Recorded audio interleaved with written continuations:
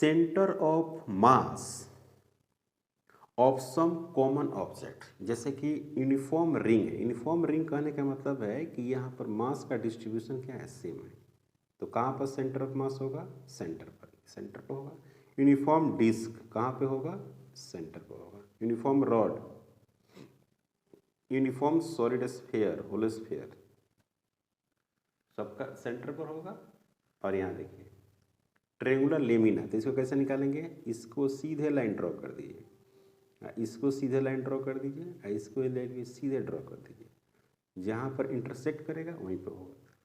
वैसा ही इसका भी देखिए, इस डायगोनल को ऐसे मिलाइए और इस डायगोनल को भी ऐसे ही मिलाइए, जहाँ पर कट करेगा वहीं पर सेंटर ऑफ मास होगा। यहाँ पर मिड पॉइंट पर होगा और क्या हो गया, centre of mass. Okay, half ring का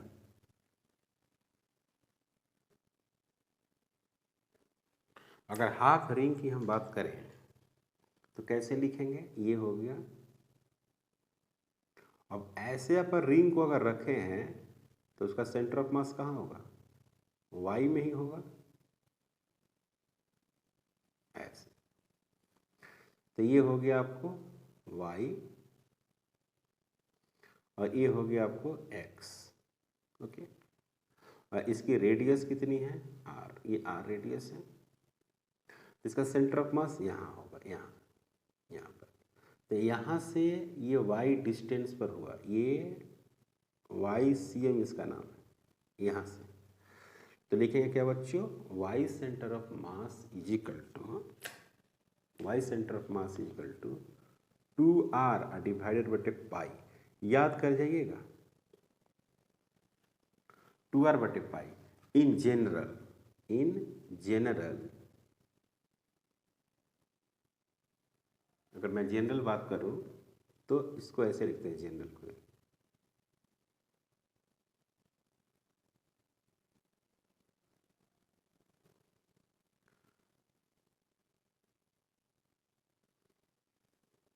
ये हो गया y और इधर चला गया x, रेडियस r है और ये वाली जो एंगल है वो कितना है, थीटा है।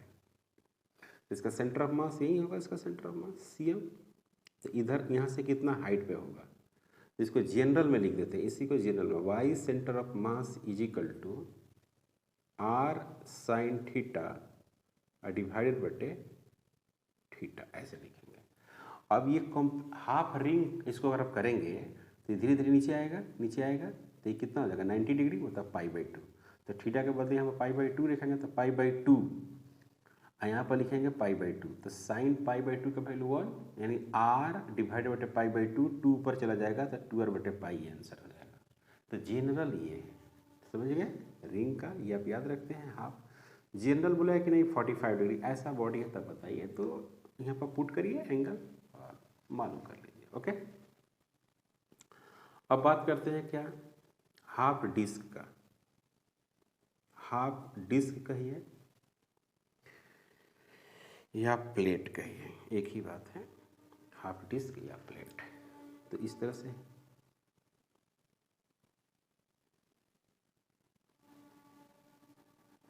ये हो गया प्लेट, हो गया ये हो गया एक्स एक्सिस, ये वाई एक्सिस है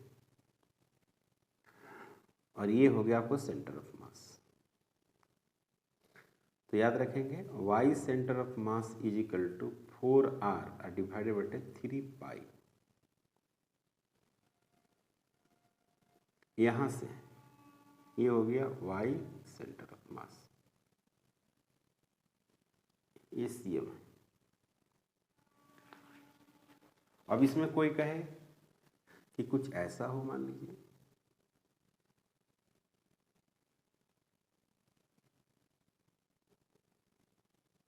ऐसे, ये है आपको x एक्सिस और ये है y एक्सिस और ये जो एंगल है, ये एंगल वो है थीटा, ये रेडियस r।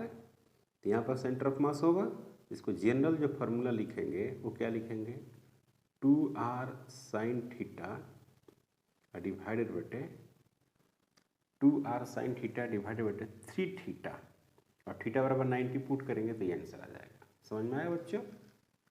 उसी तरह से अगर हाफ होलो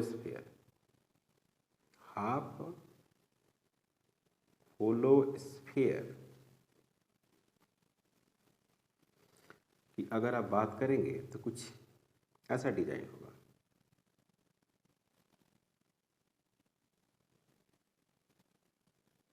ऐसे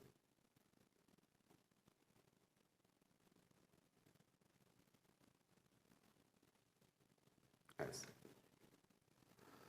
तो इसका याद रखेंगे आप।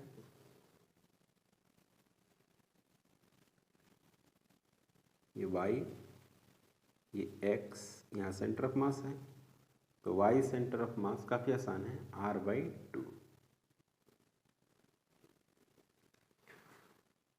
उसी तरह से है हाफ सॉलिड स्फीयर।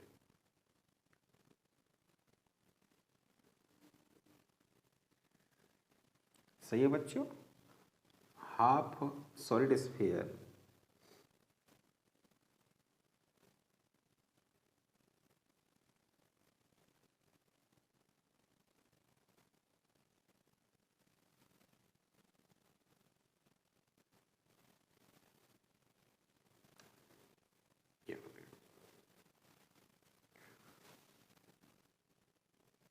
ये हो गया y,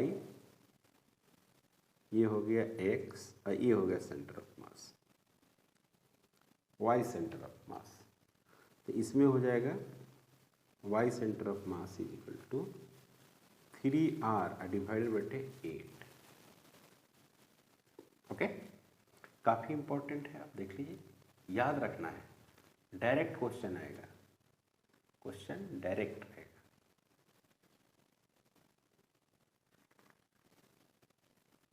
होलो कोन,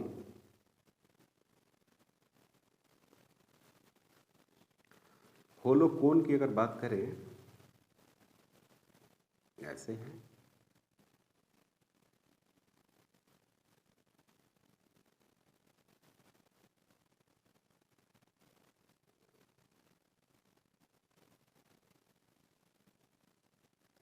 होलो कोन, इसको मान लिए y एक्सिस और यहाँ से ये हो गया आपका x एक्सिस। तो इसी लाइन पर सेंटर ऑफ मास मिलेगा। तो नीचे से अगर बात करते हैं, नीचे से यहाँ सेंटर ऑफ मास मिला, नीचे से है y सेंटर ऑफ मास, पूरा हाइट कितनी है, पूरा हाइट h है और y सेंटर ऑफ मास आप लिखेंगे तो लिखेंगे यहाँ पर h/3, नीचे से h/3, ये हो गया होलो का। और अब सॉलिड का अगर लिखना होगा तो सॉलिड में और भारी ना हो जाएगा तो नीचे ही से मिल जाएगा, नज़दीक और मिलेगा, मतलब कि h/ कितना मिल जाएगा 4। याद रखेंगे, कभी कभी पूछेगा ऊपर से तो h में से h/3 घटा देंगे तो 2h/3 हो जाएगा ऊपर से। सॉलिड कोन,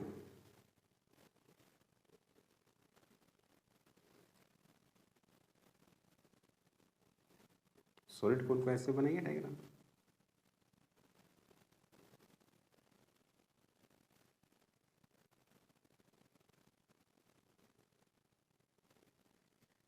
ऐसे,